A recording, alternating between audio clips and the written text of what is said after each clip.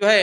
جنت اور جہنم کے تعلق سے، آئیے یہ کیا چیز ہے اور اللہ رب العزت نے اس کو کیسے بنایا ہے اور کن کوششوں کے بعد یہ ملتی ہے، اس تعلق سے ایک ایسی گواہی میں آپ کے سامنے لاتا ہوں جس گواہی کا یقیناً ہم انکار نہیں کر سکتے، اور وہ گواہی ہے جبرائیل علیہ السلام کی۔ اللہ رب العزت نے جو ہے اس بات کو نبی اکرم صلی اللہ علیہ وسلم کو بتایا۔ حدیث اس طرح سے، یہ جامع ترمذی کی روایت ہے، آپ صلی اللہ علیہ وسلم فرماتے ہیں، ابو ہریرہ رضی اللہ عنہ اس حدیث کے راوی، آپ نے فرمایا کہا، حدیث سنیے کس طرح سے ہے کہ رسول اکرم صلی اللہ علیہ وسلم نے فرمایا کہا، جب اللہ رب العزت نے جو ہے جنت اور جہنم کو پیدا کیا تو جبرائیل علیہ السلام کو بلایا اور کہا، اے جبرائیل، میں نے جنت اور جہنم بنایا، تم جا کے ذرا میری جنت دیکھ کر آؤ۔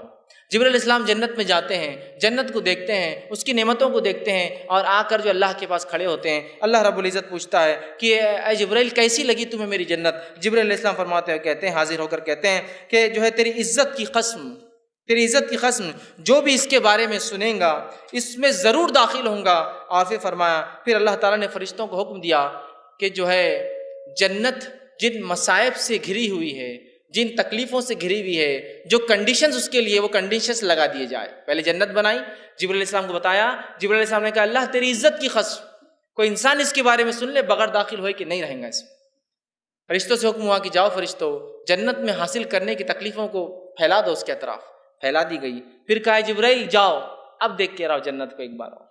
جبرائیل علیہ السلام پھر جاتے ہیں، جنت کو دیکھتے ہیں، اس کے مصائب کو دیکھتے ہیں، جنت حاصل کرنے کے لیے جو اسٹیپس، جو تکلیف ہے وہ دیکھتے ہیں، تو کہتے ہیں، اللہ رب العزت کے پاس آتے ہیں اور کہتے ہیں جبرائیل علیہ السلام، اللہ نے اس بات کو بھی یوں بیان کیا، آپ سے فرماتے ہیں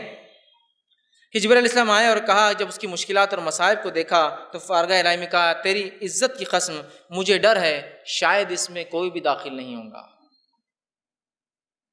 جنت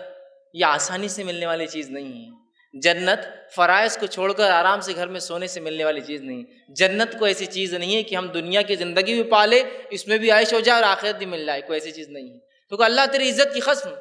جو مصیبتیں تو نے رکھی ہے اس کو حاصل کرنے میں شاید کوئی حاصل نہیں کر پائیں گے اس کو۔ پھر کہا، جاؤ جہنم دیکھ کر آؤ۔ جبرائیل علیہ السلام جہنم دیکھنے گئے، آپ نے جہنم کی سیر کی، اس کی تکلیفوں کو دیکھا اور آ کر کہا، تیری عزت اور جلال کی قسم ہے اللہ، کوئی بھی انسان اس کے بارے میں سن لے گا کبھی اس میں جائے نہیں جائیں گا، مطلب اس کی عذابوں کو جب دیکھ لیں گا، سنیں گا تو اللہ اس میں کبھی نہیں جائیں گا۔ اللہ رب العزت نے پھر فرشتوں سے کہا، فرشتوں، جنت جہنم کے اطراف اس کی جو ہے عیش اور عشرت جس کو ہم کہیں گے، جہنم کے اطراف وہ تمام چیزیں فرشتوں جو ہے پھیلا دو جس کے وجہ سے انسان جو ہے جہنم میں چلا جائے گا، مطلب وہ آسانیاں،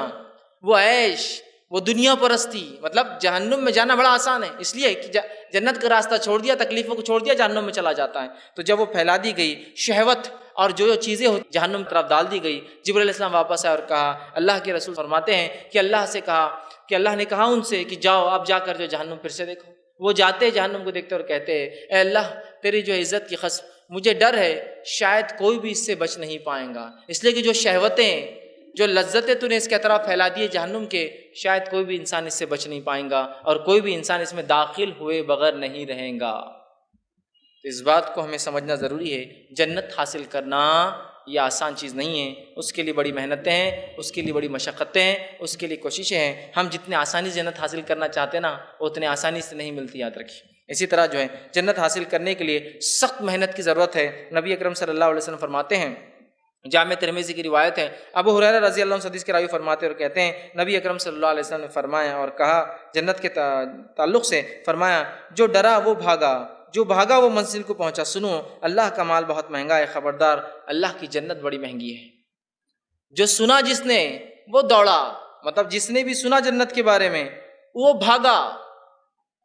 مطلب اس کے لیے اس نے کوشش کی اور پھر کوشش کی تو اس نے حاصل کیا، اس لیے کہ اللہ کا مال سستا نہیں ہے، اللہ کی جنت سستی چیز نہیں، آسانی سے نہیں ملتی ہے، اس کے لیے دوڑنا پڑے گا، اس کے لیے کوششیں کرنا پڑے گا، اس کے لیے بڑی مشقتیں ہیں۔ اسی طرح جو ہے جنتیں جو ہے جس کے تعلق سے نبی اکرم صلی اللہ علیہ وسلم فرماتے ہیں، اس کی نعمتوں کے تعلق سے ایک بات آتی ہے، وہ یہ ہے، جو شخص جو ہے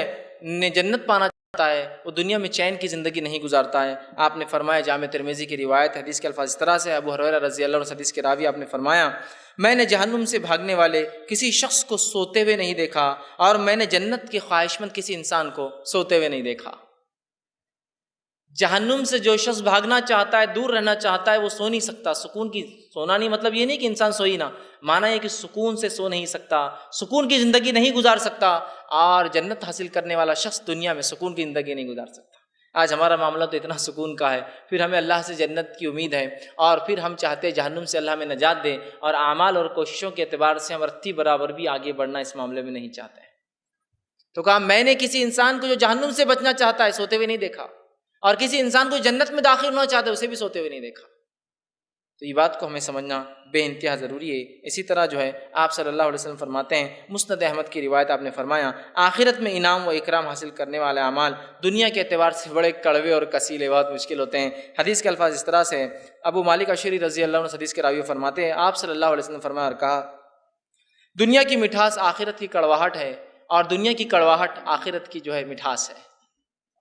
دنیا میں جو اعمال کرنا سخت جاتا ہے وہ آخرت کے اعتبار سے بہت آسان ہے، مطلب آخرت کے اعتبار سے میٹھے پھلدار ہے، اور دنیا کے اعتبار سے جو اعمال میٹھے ہیں وہ آخرت کے اعتبار سے بہت کڑوے ہیں۔